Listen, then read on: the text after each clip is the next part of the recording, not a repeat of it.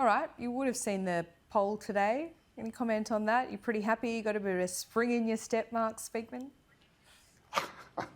So the poll today shows the Liberals and Nationals ahead of Labor on the primary vote in New South Wales. But look, polls bounce around all the time. The only poll that matters is March 2027 when we go to the election.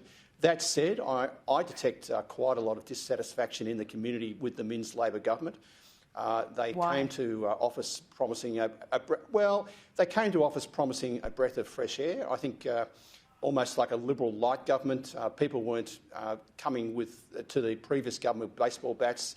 I think they just wanted a bit of a refresh. And what we're seeing from this government is a government that is lacking any vision, any energy.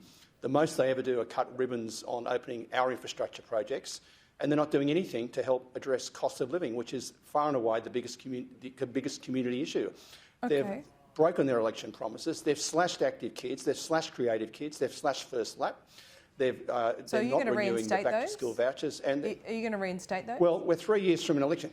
Well, as the budget stands at the moment, we would be reinstating active kids in particular and that sort of support. I don't know what the budget's going to be looking like in 3 years' time, so I can't promise what we'll do in 3 years' time. But at the moment, we're calling on the government to reinstate active kids in full, back-to-school vouchers in full, and the regional seniors travel card in full. Well, when you talk about the cost of living, you'd have to admit that Chris Minns is trying to get as many homes built as possible, and he still faces backlash, particularly from a lot of your North Shore MPs, I might say.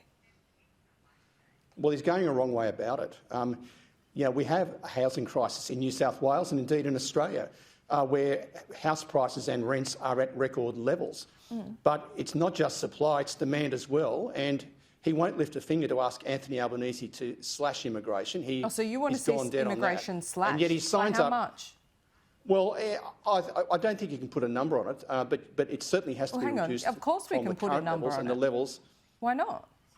No, certainly the federal government put a number on it every year. Yeah, well, I think it can go down even further. We have seen record levels of immigration. That has put untenable pressure on house prices and rents here in Sydney and in New South Wales generally. Chris Minns is silent on that. And the problem with his housing supply policy is it's a one-size-fits-all. Far better to ask local communities to design what they want in their areas with sanctions, with a time limit, with the ultimate sanction saying if you don't do it and you're a bunch of NIMBYs, then we, the state, will step in. But this is not what the government is doing. And in fact, under this government's watch, we're seeing housing approvals fall by 15% seasonally adjusted in January. That's the worst in 10 years, and that's the worst across the country. So Chris Minns talks the talk, talks big on housing supply, but we are going backwards in New South Wales under his watch and going backwards compared with the rest of the country. Okay, so do you want to build more houses in New South Wales, and where should they be built? Absolutely, we want to see more houses built in New South Wales and more apartments as well. But you get local communities through their local councils engaged in that process. You don't have a one-size-fits-all where you literally have the housing community. Some of them are dragging their feet, you'd have to admit, Mark. Well, then you put limits on it. You say to a council, you've got however long, 12 months to come up with a plan, and if you don't do it, then we will step in. But in the first instance, you give local communities... Isn't that what Minns has done? They're saying, no. So these are rezonings around 31 so-called transport-oriented developments. That's been announced. It's starting in April. There has been zero consultation of that, zero whatsoever. So you're seeing potentially areas at the moment that are detached housing going up to potentially 8 stories when you include the uplift for affordable housing.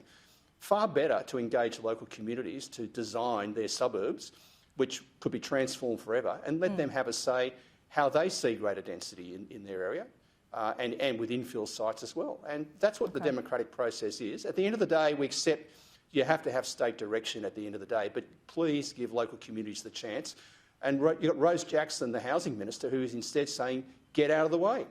Get out of the way. How arrogant and lazy is that? Well, they do. Some of them do have to get out of the way, don't they? Wouldn't you agree? Well, you give them a chance. You give them a chance to design... How many chances? There's got to be a time limit on it. Of course there's got to be a time limit, but that's a chance with a time limit, not the approach of this government, which is to announce major changes effective April with zero consultation. Zero consultation. And none of this was foreshadowed before the election. Finally, let me ask you about nuclear, because this is being talked about at a federal level. We haven't got the details yet, but often I speak to federal Liberal MPs, even David Littleproud the other day, when we talked about, community expectations and accepting of nuclear. And we often hear about, Lucas Heights and how people are more than happy to live around the nuclear reactor there at Lucas Heights. But do you think the Liberals' plan at a federal level can be as popular? Would it be popular large and small scale? Well, look, we're still awaiting the details of the federal policy. I've read in the paper that that may be released before the May budget.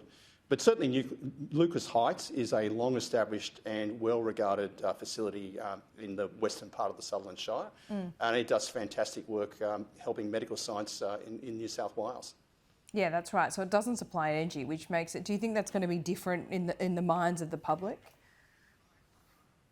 Well, at the end of the day, we've got to have energy sources that are clean, cheap and reliable, and we'll await what the feds have to say on that. All right, Mark, good to speak to you. We'll speak to you again soon.